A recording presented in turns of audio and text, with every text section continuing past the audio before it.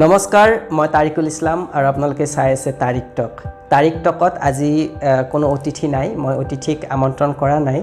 আৰু থাম্বনেল দেখি আপোনালোকে নিশ্চয় অনুমান কৰিছে যে আজি কিহৰ ওপৰত কথা পাতিম হয় আপুনি আৰু মই আজি তাৰিখত কিন্তু ক'ব গ'লে এটা ঐতিহাসিক ক্ষণৰ আমি মানে সাক্ষী হৈ ৰ'লো এক প্ৰকাৰ এই যে আপুনি শুনিছে যে এটা সময়ত ব্ৰিটিছ আহিছিল ব্ৰিটিছে ন আইন আনিছিল সেই আইনসমূহ অনাৰ ক্ষেত্ৰত বা সেই সময়তো আপুনি জন্ম হোৱা নাছিল বা মই জন্ম হোৱা নাছিলোঁ নহয় জানো কিন্তু আজিৰ যি আইন আহিছে নতুন আইন আহিছে এই আইন প্ৰণয়নৰ ক্ষেত্ৰতেই হওক কাৰ্যকৰীৰ ক্ষেত্ৰতে হওক আমি কিন্তু সকলোৱে জ্ঞাত আমি সাক্ষী নহয় জানো জানো হওক আজি মই এই ভিডিঅ'টিত আমাৰ যি তিনিখনকৈ ক্ৰিমিনেলৰ আহিছে ক'ব গ'লে IPC CRPC আৰু ইণ্ডিয়ান এভিডেন্স এই গোটেই তিনিখনক আমাৰ নতুন নামাকৰণ কৰা হৈছে এই নামাকৰণ কৰি যি নতুন আইন আনিছে এই আইনৰ সবিশেষ একেবাৰে সহজ ভাষাত মই ক'ব কাৰণে চেষ্টা কৰিম আৰু এই IPC CRPC আৰু ইণ্ডিয়ান এভিডেন্সক নামাকৰণ পুনৰ কৰিছে হলনি কৰিছে আৰু তাৰ ভিতৰৰ বহুখিনি সেকশনস বা বহুত কিবা কিবি এড কৰিছে আৰু কিছুমান ৰিমুভো কৰিছে এই গোটেইখিনি মই পাৰা পৰ্যন্ত আপোনালোকক কোৱাৰ কাৰণে চেষ্টা কৰিম কিনো নতুনকৈ চেঞ্জেছ আহিছে এই কিতাপসমূহত এই আইনসমূহত মই সকলোবোৰ কোৱাৰ কাৰণে আপোনালোকক চেষ্টা কৰিম আৰু IPC সকলোৱে জানো IPC পুনৰ নামাকৰণ কৰিছে ভাৰতীয় ন্যায় সংহিতা আৰু CRPC পুনৰ নতুন নামাকৰণ কৰিছে ভাৰতীয় নাগৰিক সুৰক্ষা সংহিতা আৰু ইণ্ডিয়ান এভিডেন্সক পুনৰ নামাকৰণ কৰিছে ভাৰতীয় সাক্ষ্য অধিনিয়ম আৰু এই গোটেই কেইখন 2023ৰ যেতিয়া মই নামকেইটা কৈ আছো মোৰ মুখতে ফুটি উঠা নাই গতিকে নামকেইটা অকণমান জটিল পঢ়োতে আৰু ভাৰতীয় ন্যায় সংহিতাত আগৰ তুলনাত অৰ্থাৎ পুৰণা IPCৰ তুলনাত সেকশন কিন্তু কিছু কমাই দিছে এতিয়া আপোনাৰ সেকশন হৈছে 358 আৰু আগতে আছিল আপোনাৰ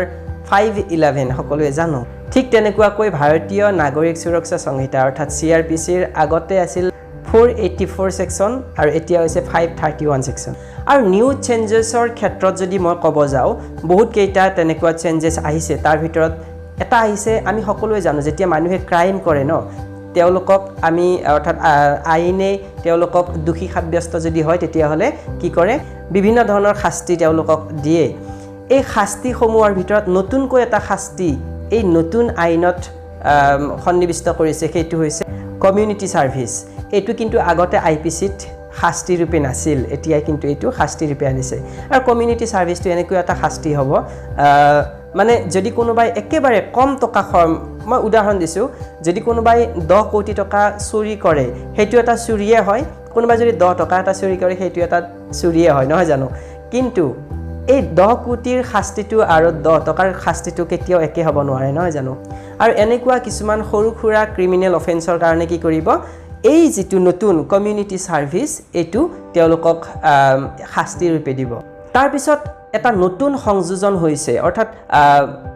মহিলাসকলক কিছু প্ৰাধান্য দিয়া হৈছে নতুন আইনত আৰু যদি কাৰোবাক মিছা প্ৰলোভনেৰে যদি কাৰোবাৰ লগত শাৰীৰিক সম্পৰ্ক স্থাপন কৰে এনেকুৱাকৈ যদি কোনোবাই কয় যে তোমাক 2 বছৰ পিছত মই বিয়া পাতিম বা কোনোবাই যদি আমাৰ বিশেষকৈ কোম্পানী বিলাকত তেনেকুৱা আমি দেখাই পাওঁ যে প্ৰমোশন দিয়াৰ প্ৰলোভন দিয়ে যে তোমাক মই প্ৰমোশন দি দিম তুমি মোৰ লগত এনেকুৱা কৰা যদি তেনেকুৱাকৈ মিছা প্ৰলোভনেৰে যদি কোনোবা ছোৱালী বা কোনোবা মহিলাৰ লগত যদি তেনেকুৱা শাৰীৰিক সম্পৰ্ক স্থাপন কৰে তেতিয়াহলে এইটো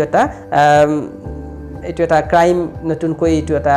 ইনক্লুড কৰা হৈছে আৰু এনেকুৱা নহয় যে এইটো IPCত নাছিল IPCটো আছিল কিন্তু IPCত স্পেসিফিক তেনেকুৱা কোনো সেকশন নাছিল ইয়াত কিন্তু স্পেসিফিক তেনেকুৱা এটা সেকশন ভৰোৱা হৈছে আৰু সেইটো হৈছে সেক্সুৱেল ইন্টাৰকোৰ্স বাই ডিসিট নতুন আইনত আৰু এটা হলনি আহিছে সেইটো হৈছে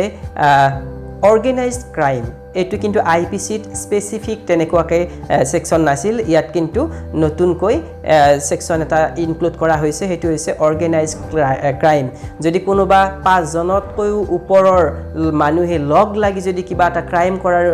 মানসিকভাৱে যদি প্ৰিপেয়াৰ হয় যে কাৰোবাক ডকাইতি কৰিব কাৰোবাৰ ৰবেৰী কৰিব কাৰোবাৰ কিবা ক্ষতি কৰিব ৰেপ কৰিব এই গোটেইখিনিক অৰ্গেনাইজ ক্ৰাইম হিচাপে ধৰা হয় বিশেষকৈ নিৰ্ভয়া কেছটোৰ পৰা এইটো এটা সেকশন তেওঁলোকে আনা যেন মোৰ অনুমান হৈছে আইপিচিত মব লিঞ্চিঙৰ কোনো ধৰণৰ তাত তেনেকুৱা প্ৰভিজন নাছিল কিন্তু নতুন আইনত কিন্তু এইটো ইনক্লুড কৰা হৈছে মব লিঞ্চিঙৰ দৰে ঘটনা যদি হয় অৰ্থাৎ 5 জনৰ ওপৰত যদি কোনো মানুহে যদি কাৰোবাক যদি মৰিয়াই হত্যা কৰে তেতিয়াহ'লে সেইটো এটা কি হ'ব মব লিঞ্চিঙৰ দৰে এটা ডাঙৰ ক্ৰাইম হিচাপে এটা ধৰা হ'ব নতুন আইনত সেডিশনৰ ওপৰত এটা আনা হৈছে এটো হৈছে দেশদ্ৰোহী অৰ্থাৎ পুৰণা আইপিসিটো এটা আছিল তেনেকুৱা সেকশন 124(8) আছিল কিন্তু এতিয়া এইটো এটা আগতে কেনেকুৱা আছিল মানুহে যদি কোনোবাই প্ৰটেষ্ট কৰে কোনোবাই যদি মানে যাৰ যি মন তেতিয়াই মানে দেশদ্ৰোহী হিচাপে গণ্য কৰা হৈছিল তেনেকুৱা মানে দেশদ্ৰোহীৰ সেকশন তেওঁলোকে এপ্লাই কৰিছিল এতিয়া কিন্তু তেনেকৈ নোৱাৰে এইটো এটা স্পেসিফিক মানে ৰিজন হ'ব লাগিব তেতিয়াহে এইটো এটা মানে দেশদ্ৰোহীৰ এটা আৰোপ লগাব আৰু এটা নতুনত্ব হৈছে আন্ডাৰ ট্ৰায়াল যেটো আমাৰ কাৰোবাক যদি এৰেষ্ট কৰাৰ পিছত যিমান দিন তেওঁলোকৰ সেই ট্ৰায়াল চলি থাকে এইটো এটা দীঘলীয়া এটা জাৰ্নি যেটোক আমাৰ কম কৰাৰ উদ্দেশ্যেৰে সময়খিনি কম কৰাৰ উদ্দেশ্যেৰে এইটো এটা নতুনকৈ সংযোজন কৰা হৈছে আন্ডাৰ ট্ৰায়ালটো যাতে ট্ৰায়ালটো কম দিনৰ ভিতৰত আমাৰ সমাপ্ত হয় কাৰণ দেখিছে আপোনালোকে কিমান পেন্ডিং আছে এতিয়া বিভিন্ন কোৰ্টত আমাৰ কেছবিলাক পেন্ডিং হৈ আছে মানুহ মৰি মানে কিমান বছৰ পিছতো মানে মৰাৰ পিছতো মানে তেওঁলোকে মানে ন্যায় নাপায় তেনেকুৱা বহুতে কয় বা তেনেকুৱা আমি দেখি থাকো কিন্তু এতিয়াৰ পৰা সেইটো নহয় এতিয়াৰ পৰা যিমানখিনি পাৰে সোনকালে কৰাৰ কাৰণে চেষ্টা কৰিব আৰু তাৰ লগে লগে আগতে কেনেকুৱা আছিল যদি কোনোবা মানুহৰ 10 বছৰ যদি কাৰাদণ্ড হৈছে তেতিয়াহ'লে 5 বছৰ যোৱাৰ পিছত সেই মানুহজনক মানে বেল দিয়া হয় সব ক্ষেত্ৰত নহয় যিবোৰ ক্ৰাইম মানে ডেথ পেনাল্টি দিয়া হৈছিল অৰ্থাৎ মৃত্যুদণ্ড দিয়া হৈছে বা যিবোৰক বিভিন্ন ডাঙৰ ক্ৰাইমত মানে তেওঁলোক অভিযুক্ত সেইসকলৰ বাহিৰে যিসকল সৰু সুৰা ক্ৰাইম সেইসকলক 10 বছৰৰ যদি কাৰাদণ্ড দিয়া হয় তেতিয়াহ'লে 5 বছৰৰ ভিতৰতেই তেওঁলোকক বেল দিয়া হৈছিল এতিয়া এইটো আৰু অলপমান সলনি কৰিছে এতিয়া কি কৰিছে 1/3 অৰ্থাৎ যদি কোনোবাই 10 বছৰ যদি জেলত পৰিছে তেতিয়াহ'লে তেওঁক 3 বছৰ বা 3.5 বছৰৰ ভিতৰত তেওঁক মানে বেল দিয়া হয় তেনেকুৱা এটা প্ৰভিজন আনা হৈছে তাতকৈ ডাঙৰ সলনি এটা আনিছে এই আগৰ সময়ত যেতিয়া ব্ৰিটিছে শাসন কৰিছিল তেতিয়াতো ইমান ডিজিটেলি আমাৰ ডেভেলপ নাছিল নহয় জানো এতিয়া যেহেতু সকলোবোৰ ডিজিটেল হৈছে গতিকে ডিজিটেল মাধ্যমক বেছি প্ৰাধান্য দিয়া হৈছে বিশেষকৈ এফআইআৰৰ ক্ষেত্ৰতে হওক ফৰেনসিক ৰিপৰ্টৰ ক্ষেত্ৰতে হওক পুলিশ ইনভেষ্টিগেশ্যনৰ মানে ক্ষেত্ৰতে হওক সকলোবোৰ এতিয়া কি কৰা হ'ব ভিডিঅ'লাইজ কৰা হ'ব সকলো ৰেকৰ্ড কৰা হ'ব ডিজিটেল মাধ্যমৰ জৰিয়তে আৰু মানুহে এতিয়া এফআইআৰৰ কাৰণে অফিচে দৌৰে মানে থানাত যাব নালাগে এতিয়া ঘৰৰ পৰা অনলাইন সিস্টেমত আপোনালোকে এফআইআৰ দিব পাৰিব কিন্তু 3টা দিনৰ ভিতৰত আপুনি কিন্তু থানাত গৈ আপুনি সাইন কৰিব লাগিব আৰু বহুতে মোক প্ৰশ্ন কৰিছে যে অকল নামটোৱে খলনি হৈছে নেকি কিতাপ কেইখনৰ বা তেনেকুৱাকৈ মোক প্ৰশ্ন কৰিছে যিসকল আমাৰ সাধাৰণ ৰাইজ মই এটা কথা কৈ থৈছো অকল কিতাপৰ নামটোৱে খলনি হোৱা নাই ভিতৰতো বহুখিনি খলনি হৈছে আৰু মই ভাবো সকলোৱে পঢ়াৰ প্ৰয়োজন অকল যে আইনৰ মানুহে পঢ়িব লাগে তেনেকুৱা নহয় জনসাধাৰণ সকলোৱে আইনৰ এই সাম্যক জ্ঞানখিনি থকাটো সকলোৰে কাৰণে প্ৰয়োজন